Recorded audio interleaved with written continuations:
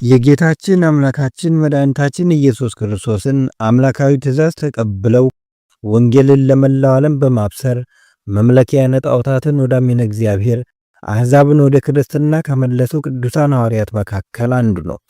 ጌታችን ከሙታን ተለይቶ በተነሳ ጊዜ የተቸነከሩ እጆቹን በዓይኖቼ ካላየሁ በእጆቼም ካልዳሰሱ የጌታን ትንሣኤ አላምንም በማለቱ በጦር የተወጋ ጎኑን አይቶ በእጆቹ ዳሶ ካረጋገጠ በኋላ ያመነ ሐዋርያ ነው።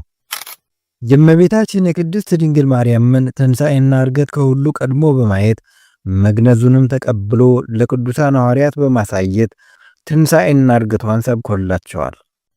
እንደ በግና እንደ ፍየል ቆዳው ተገፎ ስልቻ እስኪሆን ድረስ ብዙ መከራን የተቀበለ ሐዋርያው ቅዱስ ቶማስ። ይህን ቪዲዮ እስከ መጨረሻው ብትከታተሉ የሐዋርያው የቅዱስ ቶማስን ያልተሰሙ ታሪኮች እንዲሁም ጣፋጭ የሆነውን የሕይወቱን ፍሬና ትምህርቶቹን አስቃኛችኋለሁ።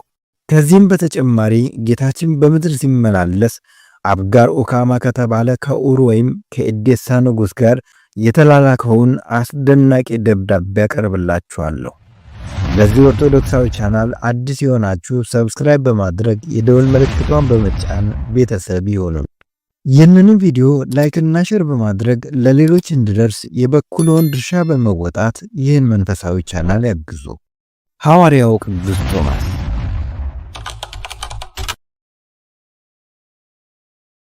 ቅዱስ ቶማስ እንደ ሌሎች ሐዋርያት በእስራኤል ተወልዶ በዚያው በሥርዓተ ኦሪት አድጎ ገና በወጣትነቱ የሰዱቃውያንን ማኅበር ተቀላቅሏል። ሰዱቃውያን ሰው ከሞተ በኋላ አይነሳም፣ አልቦ ትንሣኤ ሙታን የሚሉ ናቸው። መድኃኒታችን ኢየሱስ ክርስቶስ ማስተማር ሲጀምር ግን ቅዱስ ቶማስ ከነበረበት ማኅበር ወጥቶ ጌታችን ኢየሱስ ክርስቶስን ተከተለው። ጌታችንም ከ12 ሐዋርያት አንዱ ይሆን ዘንድ መረጠው። የቀድሞ ስሙ ዲድሞስ ሲሆን ትርጓሜውም ጨለማ ማለት ነው። ኋላ ላይ ግን ጌታችን ቶማስ ብሎታል። ትርጉሙም ኦሪያሪስ ወይም ፀሐይ ማለት ነው። የሐዋርያው የቅዱስ ቶማስ ነገዱ ከነገደ አሴር ነው።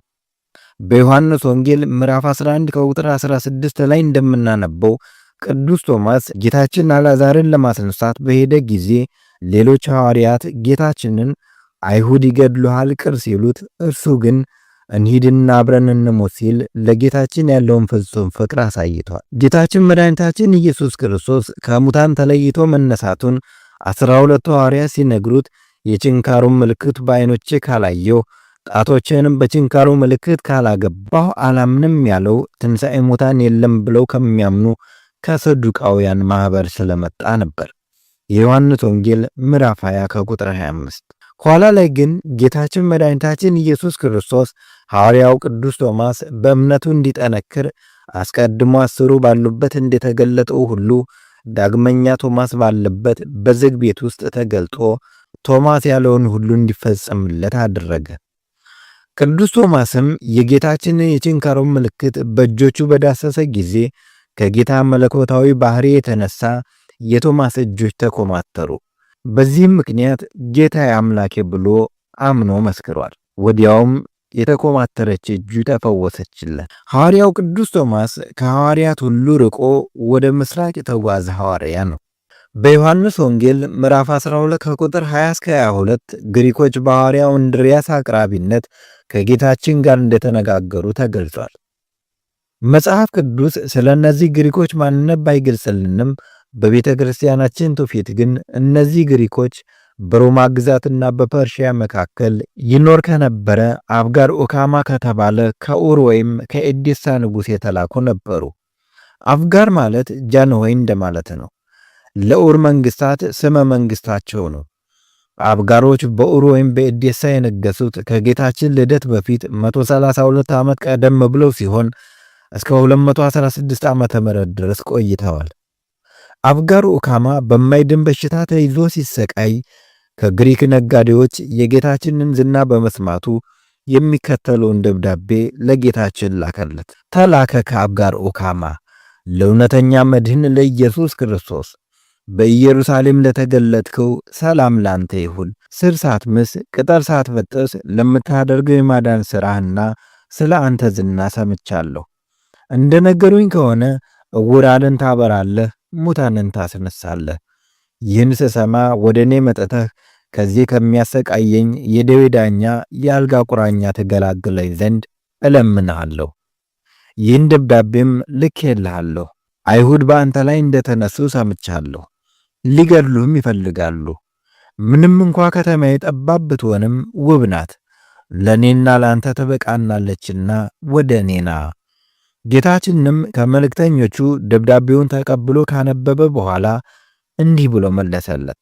አብጋር ሆይ አሁን ልጎበኛ አልችልም፣ ነገር ግን ከትንሣኤ በኋላ ከደቀ መዛሙርቴ አንዱን እልክልሃለሁ አለው። በዚህ ቃል ኪዳን መሠረት ከዕርገት በኋላ ጌታችን ቶማስን ወደ ኦር ላከው። ቶማስም ከ72ቱ አርድእት ወገን የሚሆነውን ደቀ መዝሙሩን ታዲዮስን ወይም ኤዴን ላከለት። ቅዱስ ታዲዮስም ኤዴሳ ገብቶ አብጋርን ፈውሶ ሀገሩን ቀደሰለት። ከአብጋር ጀምሮ ብዙ ሰዎች በክርስትና አምነው ተጠመቁ። ብዙ አብያተ ክርስቲያናትም ተከሉ።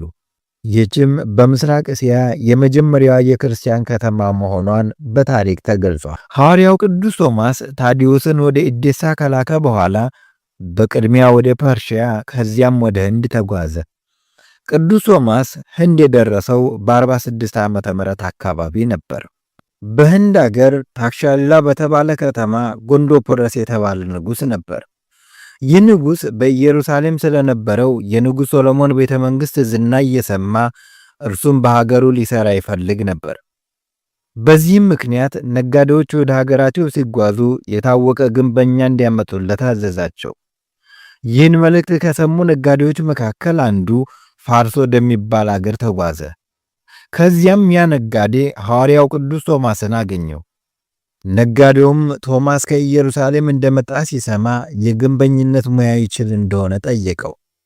ሐዋርያው ቅዱስ ቶማስም ወደ ህንድ ሄዶ ወንጌልን ማስተማር ይፈልግ ስለነበር ይህን ጥሩ አጋጣሚ በመጠቀም ለመሄድ በኢየሩሳሌም ሳለሁ ሕንፃ በመስራት እኖር ነበር አለው። ነጋዴውም ቶማስን ወደ ህንድ ወሰደው። ንጉሡም የቶማስን ሙያ ሲሰማ እጅግ ደስ አለው። ከዚያም ከከተማ አጠገብ ወደሚገኘው ቦታ ቶማስን ወሰደውና በጫካ የተሞላውን ሜዳ እያሳየ ቤተ መንግሥቱን በዚያ ቦታ እንዲሰራለት ነገረው።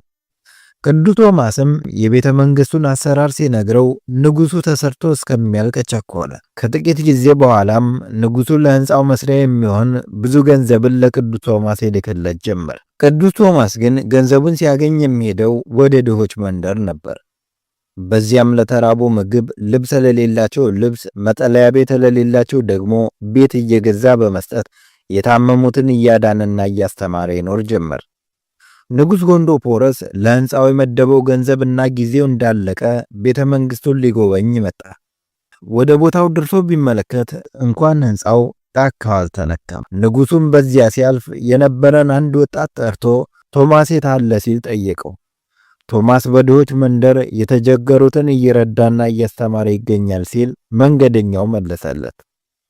እርሱስ ጥሩ ነው፣ የሰራልኝ ቤተ መንግሥት የት አለ ብሎ መንገደኛውን ጠየቀው።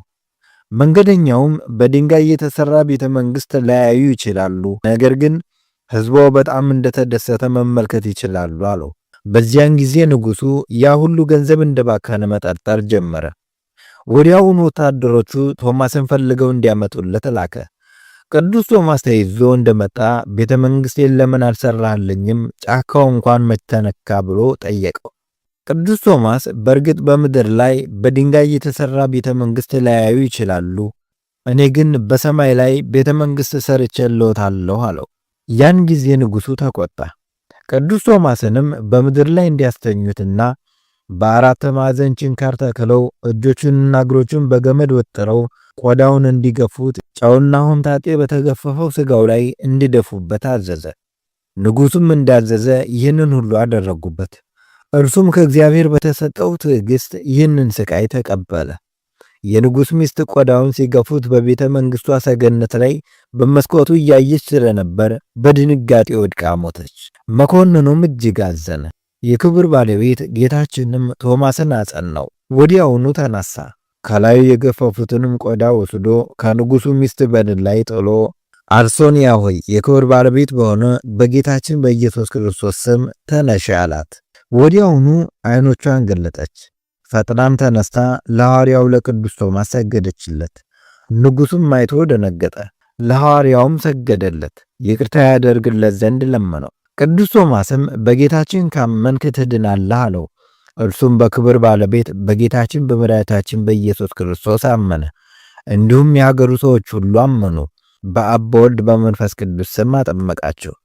ኤጲስቆጶሳትን ቀሳውስትና ዲያቆናትን ሾመላቸው። እያስተማራቸውና በቀናች ሃይማኖት እያጸናቸው ከእርሳቸው ጋር ኖረ። ደዌ ያለበትንም በላዩ ቆዳውን ሲያኖርበት ወዲያውኑ ይድን ነበር። ከዚያ በኋላ ከእነርሱ ዘንድ ወጥቶ ቀንጦሪያ ከሚባል አገር ሲገባ አንድ ሽማግሌ ሰው መራራ ለቅሶን እያለቀሰ አገኘ። ቅዱስ ቶማስም እንዲህ ለምን ታለቅሳለህ አለው። ሽማግሌውም 7 ልጆች ነበሩኝ፣ በሐሰት ነገር ንጉሡ ገደለብኝ አለው። ደግሞም ዕዳ አለብኝ፣ ከእነርሱ አንዱስ እንኳ ቀርቶ ቢሆን ለኑሮ በተራዳኝ ነበር ብሎ መለሰለት። ቅዱስ ቶማስም ሰምቶ ቆዳውን ሰጠውና ይህን ወስደህ በልጆችን መቃብር ላይ አኑረው አለው። እንዳዘዘውም ባደረገ ጊዜ 7ቱ ሁሉ ልጆች ሌሎችም 8 ወንዶች በዚህ አስቀድመው ተቀብረው የነበሩ በአንድነት ተነሱ። ይህም ተአምር በሀገሩ ሁሉ ተሰማ። የጣዖት ካህናትም ተቆጥተው በድንጋይ ሊወግሩት ጀመሩ። ያን ጊዜም እጆቻቸው ደረቁ። የቸር አምላክ ሐዋርያ ሆይ ከፈጣሪህ ኢየሱስ ክርስቶስ በቀር ሌላ አምላክ እንደሌለ አመን፣ ማረን፣ ይቅር በለን በማለት ጮኹ። ያን ጊዜም አዳናቸው። የቀናች ሃይማኖትንም አስተምሯቸው በአብ በወልድ በመንፈስ ቅዱስ ስም አጠመቃቸው። ኤጲስቆጶሳትን ቀሳውስትና ዲያቆናትንም ሾመላቸው። ከዚህ በኋላ ወደ አቴና ወደ መቄዶንያ ሄዶ በውስጧ በክብር ባለቤት በጌታችን ስም ሰበከ። ስለ እርሱም ነገሥታቱና መኳንንቱ ሰሙ፣ ይዘውትም አሰሩት። የንጉሡ ሚስትም ከልጇ ጋር ወደ ወህኒ ቤት እየመጣች የቅዱስ ቶማስን ትምህርት ትሰማ ነበር። ብዙዎችም በስውር እየመጡ ያስተምራቸው ነበር። በክብር ባለቤት በጌታችንም አመኑ። ንጉሡም ስለ ሚስቱ ተቆጣ፣ ነገር ግን በሕዝብ መካከል መግደልን ፈራ። ከከተማም ውጭ ሐዋርያው ቅዱስ ቶማስን አውጥቶ እስከሚሞት በጦር እንዲወጉት 4 ወታደሮችን አዘዘ። በ72 ዓመተ ምህረት ግንቦት 26 ቀን በጦር ተወግቶ በሰማዕትነት አርፏል። የንጉሡ ልጅም በጦር ሲወጋ ቆሞ ይመለከት ነበር። የሀገሩ ሰዎችም በሰሙ ጊዜ ከወታደሮች እጅ ሊያስመልጡት ወጡ፣ ግን ሙቶ አገኙት። አንስተው ገነዙትና ከነገሥታቱ መቃብር በአንዱ አኖሩት። በንጉሡ ልጅ ላይም ሰይጣን አድሮበት የሚያንከባልለው ሆነ። ከልብሱም ጥቂት ወስደው በንጉሡ ልጅ አንገት ላይ ሊያንጠለጥሉለት ወደ ቅዱስ ቶማስ ሥጋ መጡ። መቃብሩንም በከፈቱ ጊዜ አላገኙትም፣ ጌታችን ከዚያ አፍልሶታልና። ከመቃብሩ አፈርም በእምነት ወስደው በንጉሡ ልጅ አንገት ላይ አንጠለጠሉለት። ያን ጊዜም ዳነ። ንጉሡም የክብር ባለቤት በሆነ በጌታችን በኢየሱስ ክርስቶስ አመነ። ከዚህም በኋላ ሐዋርያው ቅዱስ ቶማስ ለብዙዎች ተገለጸላቸው። እርሱም ሕያው እንደሆነ ጌታችንን በመንግሥቱ ውስጥ እንደተቀበለው ነገራቸው። የክብር ባለቤት በሆነ በጌታችን በኢየሱስ ክርስቶስ የቀናች ሃይማኖት እንዲጸኑ አዘዛቸው። ሐዋርያው ቅዱስ ቶማስ ያለማቋረጥ ከህንድ እስከ ሀገራችን ኢትዮጵያ ድረስ ለ38 ዓመታት ወንጌልን ሰብኳል። ዛሬም ህንድ ውስጥ በመንበሩ ላይ የቅዱስ ቶማስ ቀኝ እጅ በሕይወት እንዳለች ሆና ትታያለች። መለኮትን ወይም የጌታችንን የተወጋ ጎኑን የዳሰሰች ቅድስት እጅ ናትና ዛሬም ድረስ ሕያው ናት። በህንድ ኦርቶዶክስ ቤተ ክርስቲያን ፓትርያርክ ሲሾም የቅዱስ ቶማስን ቀኝ እጅ በሚሾመው ፓትርያርክ ላይ ጭነው ይሾሙታል። በአንድ ወቅት አንድ ሰው ቤተ ክርስቲያን ውስጥ ገብቶ የቅዱስ ቶማስን ቀኝ እጅ እጨብጣለሁ ብሎ እጁን ቢዘረጋ የቶማስ እጅ ተሰወረችባቸው። እንደገና ብዙ እግዚኦታና ኪርያላይሶን ካቀረቡ በኋላ የቅዱስ ቶማስ እጅ በቦታዋ ተመልሳላቸዋለች። ሐዋርያው ቅዱስ ቶማስ ከፕሮቴስታንቶች በቀር በመላው ዓለም የሚገኙ ክርስቲያኖች ያከብሩታል። የሐዋርያው የቅዱስ ቶማስ ረድኤቱና በረከቱ አይለየን። ወስብሐት ለእግዚአብሔር ወለወላዲቱ ድንግል ወለመስቀሉ ክቡር አሜን።